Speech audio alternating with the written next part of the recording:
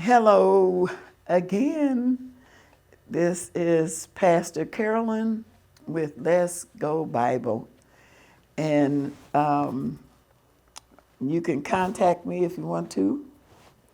And my email is carolynwalker1020@gmail.com. And our church is located in Middletown, Ohio at the Hampton Inn, 2880. And my telephone number is 513-324-6436. And we're glad to be back in the studio, and we're going to pray, and we're going to pray the Lord's Prayer, which is always appropriate. And then we're going to get started with our story. Our Father, which art in heaven, hallowed be thy name. Thy kingdom come, thy will be done, in earth as it is in heaven. Give us this day our daily bread, and forgive us our debts as we forgive our debtors. Lead us not into temptation, but deliver us from evil. For thine is the kingdom and the power and the glory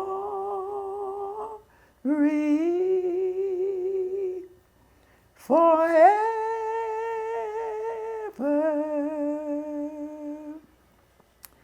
Amen.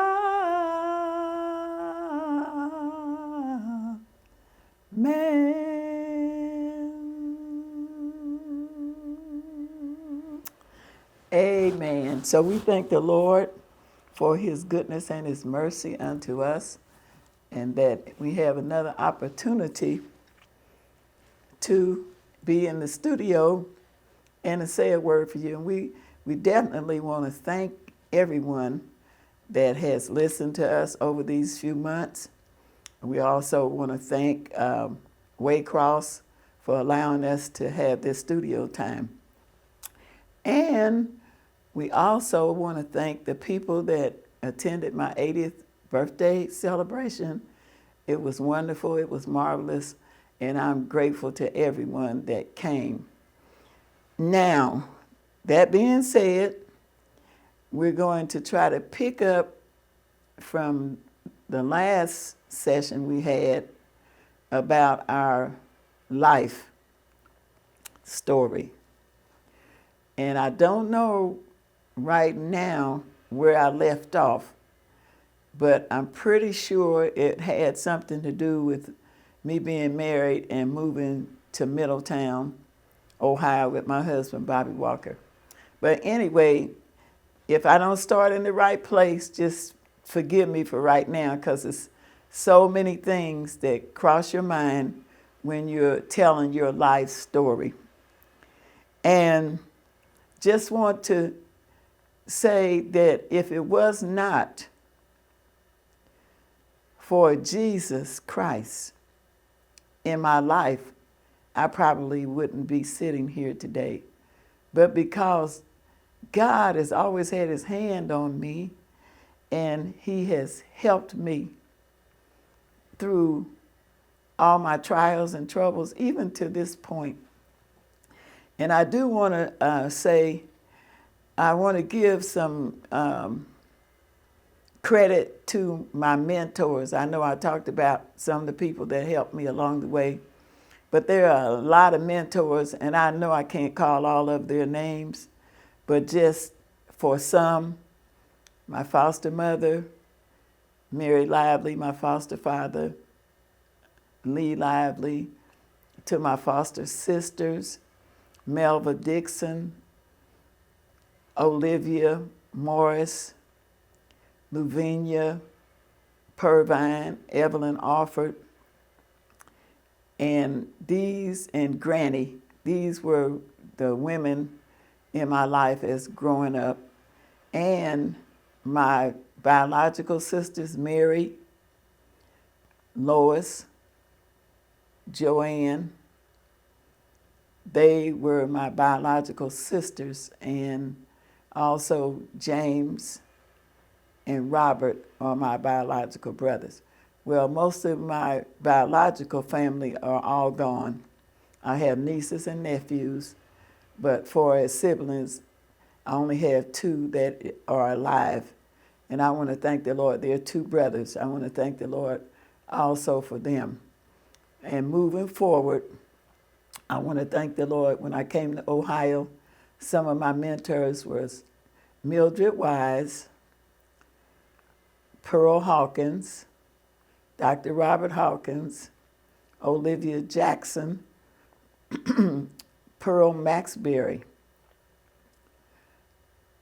my mother-in-law, Sarah West, my husband's mom, and Edna Richardson, and also Pastor Joanne Love, Pastor Lenora Jenkins, Bishop Phillips, Mother Beulah Phillips, and Bishop Bowers and Mother Bowers.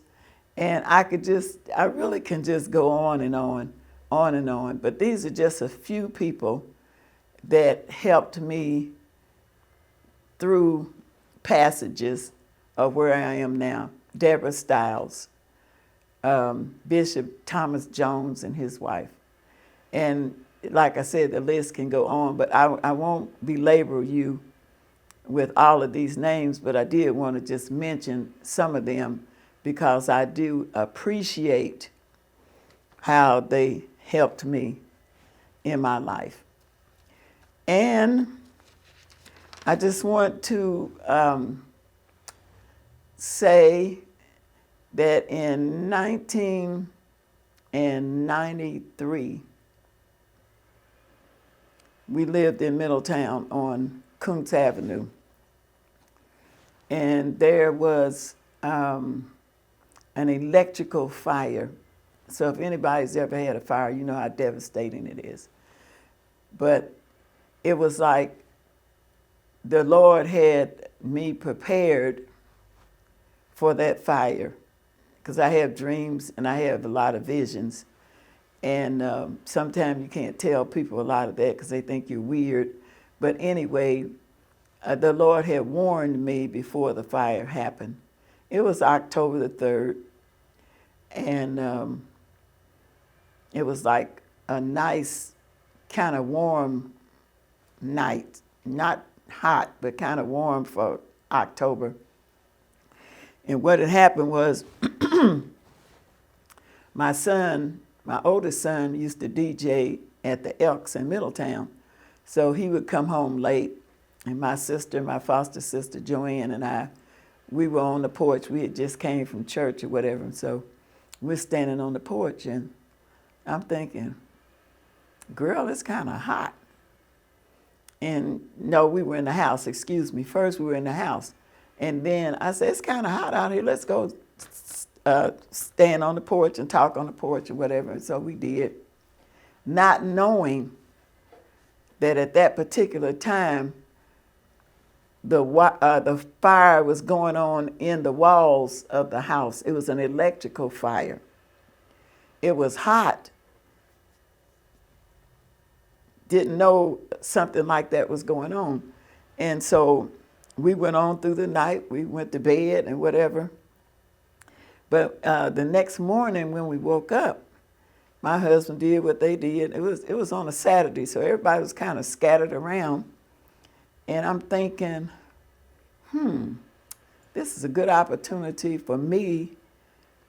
Everybody's out of the house, so I can just get me something to eat, kind of relax, don't have to be bothered. All the children were gone. And so I'm thinking, yeah, this would be a good opportunity to relax. So I decided I was not going to go out. But the Holy Ghost kept saying, go head on to the mall and get your husband's suit and what you were going to do for your anniversary. Go do it now. And I'm talking to myself in the house. I said, I don't want to go now. I want to relax. The house is free. yada, yada, yada. But anyway, only people that can understand certain things will understand what I'm saying. I kept hearing this, go out, get ready, go out. And I'm thinking, I don't want to go out. So finally, I smelled, you know how electric smells when it's kind of burning? I kept smelling the smell, and I said, let me go check and see if the kids unplugged the iron in the basement. There was no electric on, but I still kind of smelled this funny smell. Eventually, I got ready, put my clothes on, said, well, I guess I'll go on to the mall and look for this suit, because my husband and I, we would dress alike on a lot of occasions. So I was looking for a particular suit. So I went on to the mall. Okay, while I'm there, I'm finding what I need. Then all of a sudden, I said, I think I'll just stay up here and eat some lunch. Okay? And then the next thing, I seen some people I know, well, we'll just chit-chat, and I'll just hang around. And it was like I could not come back home. Not alarmed about anything, but just kept finding little things to keep me at the mall. So I stayed. So when I came home, it might have been about 5 o'clock in the afternoon. And when I got home, I saw these people.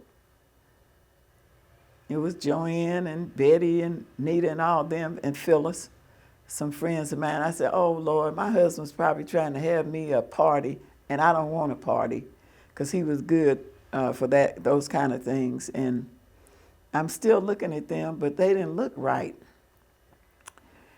And they wasn't saying too much, but the fire trucks, everything was gone.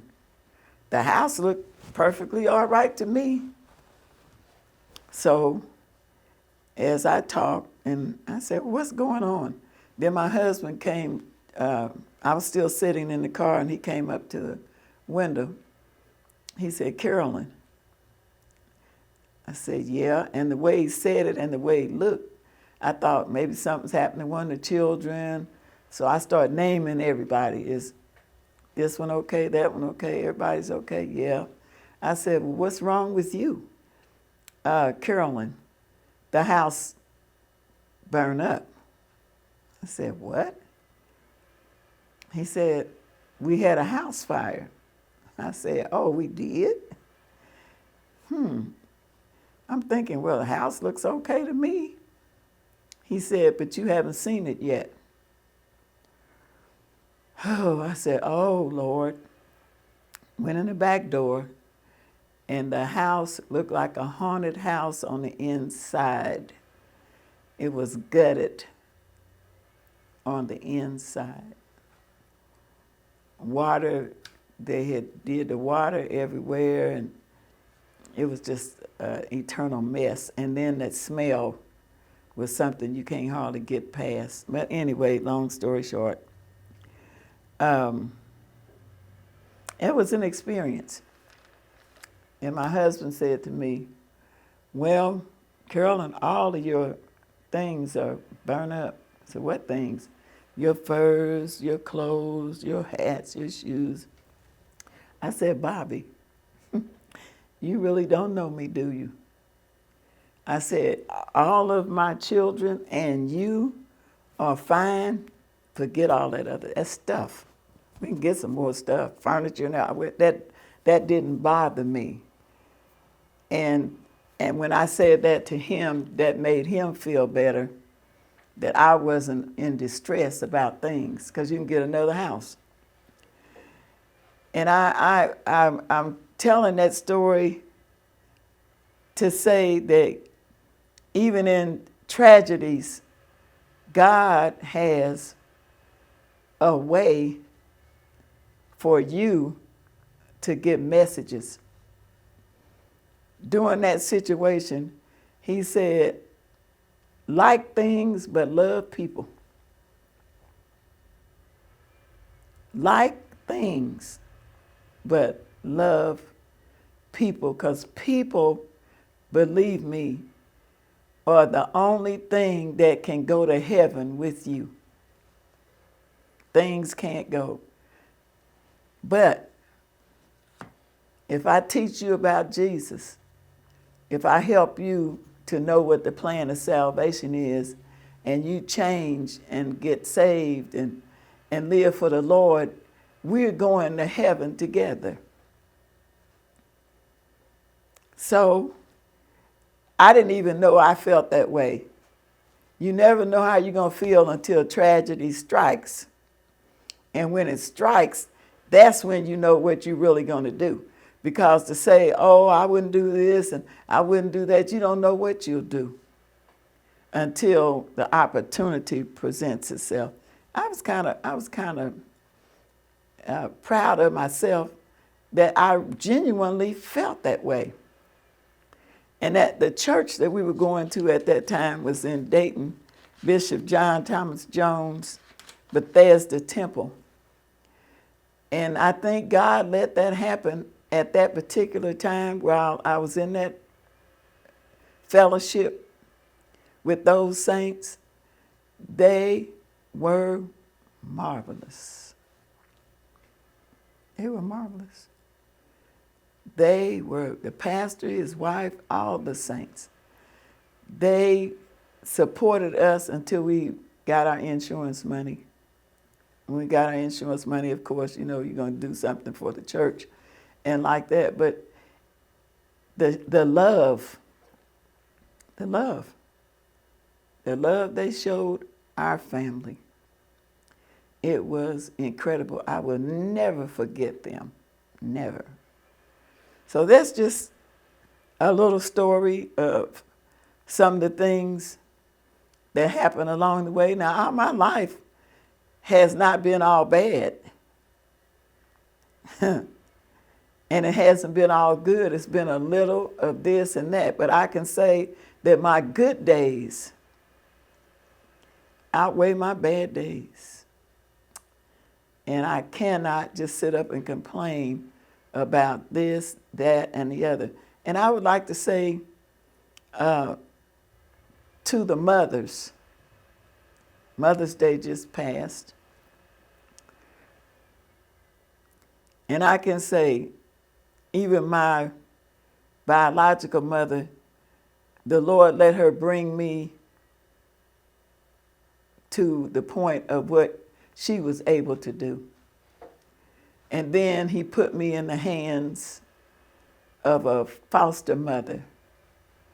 And she took me where she could, as far as she could take me. And then when I got married and became a mother myself, then the Lord has taught me how to be a mother. I'm still learning how to be a mother. Now I'm a grandmother and a great-grandmother, which is altogether different. But I thank the Lord for the ways that he's bringing us, or that he's brought me. And all my sons, most of them got married, got grandkids, great-grandchildren, a lot of things in between. But God worked everything for my good, even the things the devil meant for evil, or people meant for evil. God turned it into a good situation. So but it's the biggest drama in my life is when my husband, he got sick, and not bedridden, but sick, and I had to become his eyes and ears. I had to become the driver. I had to become the caregiver. It's another role. And God gave me grace, and he gave me strength. And I'll say this to all caregivers, you really have to take out some time for yourself also, eating right, sleeping, nourishing yourself, because if you don't, you're not going to be able to take care of anyone else. But God blessed us. My God, he blessed me. Blessed me. Blessed me to have my 50th wedding anniversary. And I was going to postpone it because there's a lot of work, a lot of drama, this, that, and other. But God knew that my husband would not be here the next year. So we had our 50th wedding anniversary. It was wonderful. It was good. It was good. Family, friends. And my husband was able to enjoy it, even though he had some impairments, like he couldn't see as good. He had stopped working. He had retired from AK, but he had stopped working even his little side job at Kroger's. But anyway, I'm so glad that we did this, and then I have a video of our 50th wedding anniversary. Thank God that we lasted for 50 years, 51 years. And it was nice. It was just a glorious affair. And then after that, we had a church. The Lord had blessed us to buy a church, and it was debt-free. He was able to enjoy being there. He couldn't see real good. He said, Carolyn, kind of show me around, and so I can see the place. And he did. I did, and he got a chance to look and maybe do a little something. But anyway, after that, I had went to Indianapolis for a friends and family day type thing at my original church, Zion Tabernacle. And on my way over there, I was by myself. It was so calm and peaceful. The road, it's just like God had me in a vacuum. Just wonderful.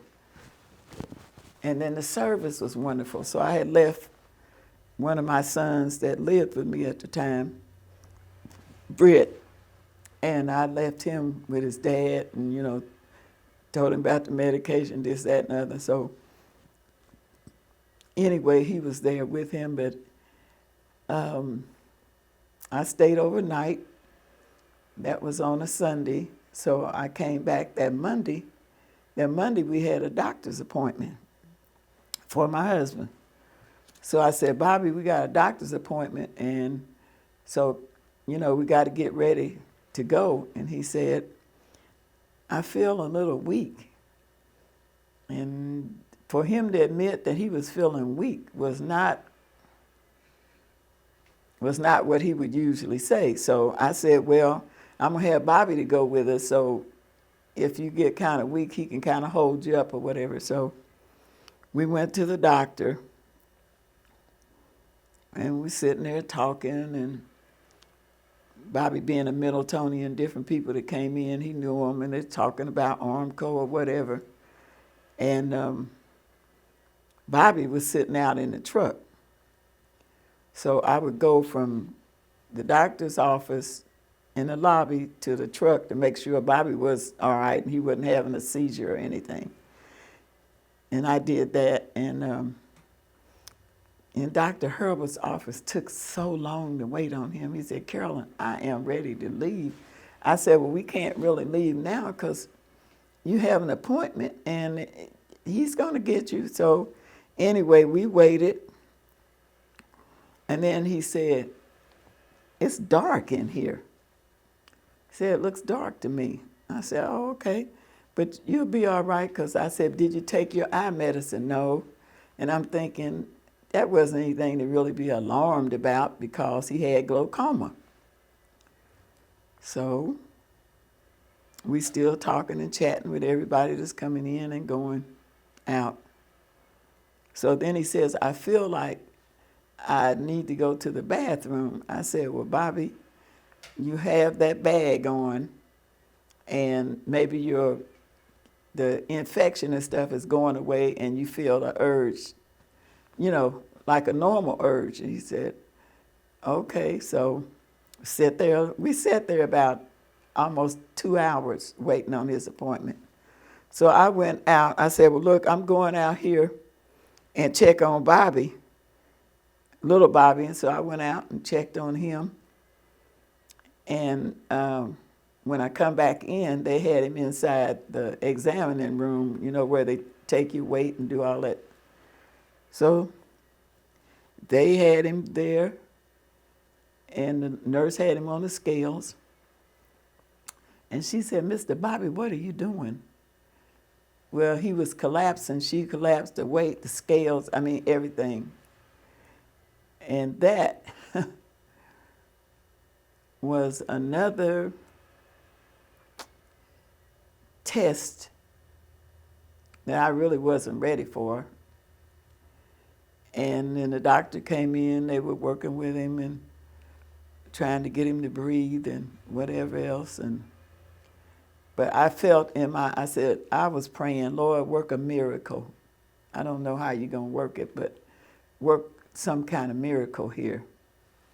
And I'm back and forth walking, and they working, and then my son came in, and I didn't want him to see his father like that, because I didn't know how that would affect him if he would have a seizure or something. So I said, well, you go and sit out there.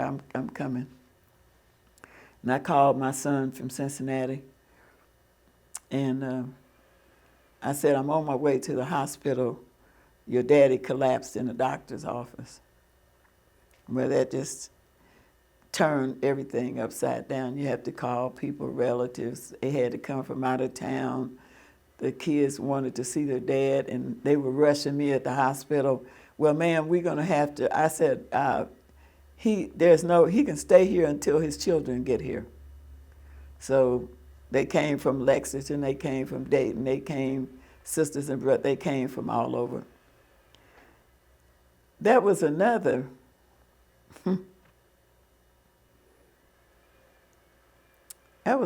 incident. You see other people go through things, you talk about them, and what I would do if it was me. And I often say, you don't know until you cross that bridge. I really didn't understand. I had been married 51 years, and my husband was always healthy, worked, and everything. So the little things that he was having, you didn't think that it was going to be a death sentence all of a sudden. And I know people die because when Adam sinned, he brought death into him and Eve. They brought death into the world. And death is a mystery, and it's something I don't think you're ever ready for. But anyway, I went to the hospital, and like I said, they wanted me to hurry up and rush around. And I was stunned. I don't even know how I got out there. I know I drove. But in all of that,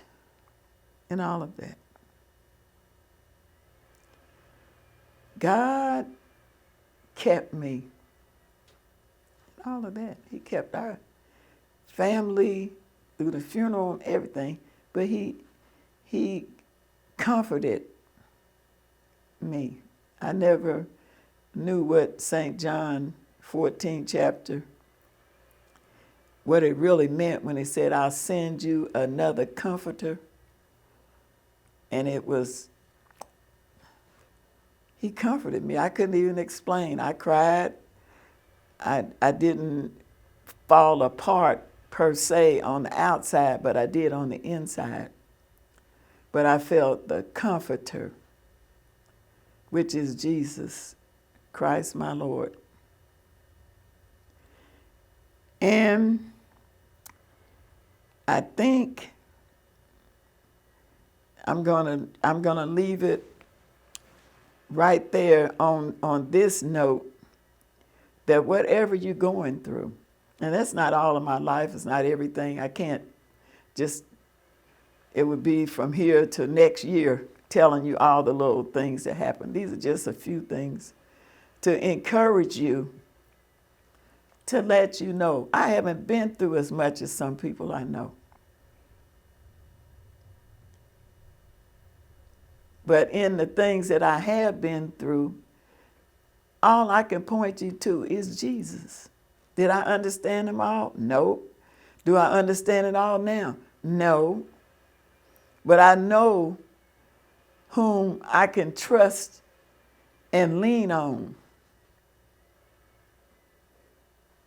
After, a lot of circumstances changed. Finances changed. I changed. My children changed. Like I said, our living. But I want to tell you this, that God is faithful. Said, I've never seen the righteous forsaken, nor his seed begging bread. We were not hungry. We were not outdoors. We had a car to drive.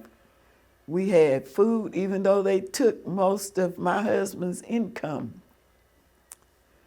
I was not left desolate.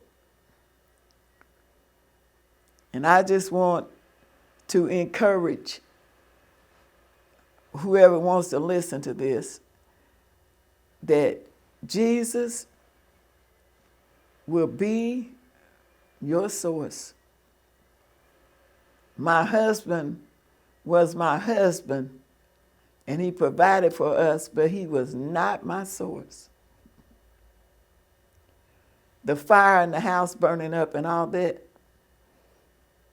it was just an object. But Jesus is the best thing that ever happened to me. And at this age, I don't know where I go from here, but I know in whom I have believed, and I'm persuaded that he's able to keep that which I have committed unto him against that day. And it's not over. And I want to talk to, just briefly, to some of you senior citizens, people that's, when you get a certain age, they say, oh, you should be doing this, and you finished, and you ought to give it up, and you ought to do this, and that. A lot of negative talk about older people. Now, I probably said a few negative things when I was 20, 30, 40, 50, 60, 70. But now I'm 80, and I feel inspired that God is not through with me yet. Oh, my God. It's not finished. So some days when I hear different things, I think, oh, well, maybe you ought to be sitting down. Maybe you ought to. No, it's not over until God says it's over. Abraham and Sarah was old. Moses was old.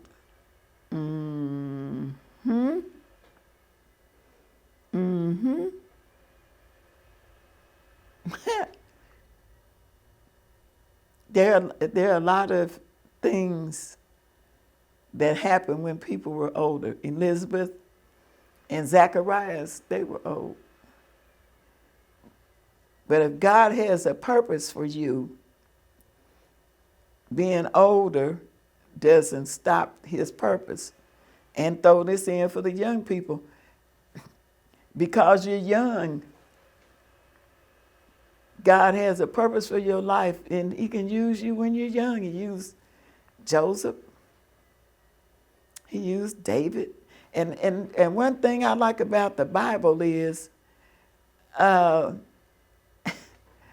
he gives you all kind of examples of people, old, young, middle-aged, women, and men. So I just want to say, I'm going to wrap this up. It might be kind of scattering, but I want to wrap it up with this, that Jesus is the best thing